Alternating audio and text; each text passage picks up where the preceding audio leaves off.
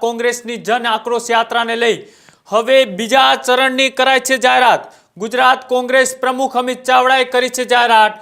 ધીમાથી બહુચરાજી સુધી 1300 કિલોમીટરનું સફળ ભ્રમણ એ પૂર્ણ કર્યું છે। ત્યારબાદ રાજ્યભરમાં એ જનતાનો એ બહાળો જે બળાપો છે એ પ્રતિસાદ છે એ પણ ક્યાંક ને ક્યાંક કોંગ્રેસને મળ્યો છે।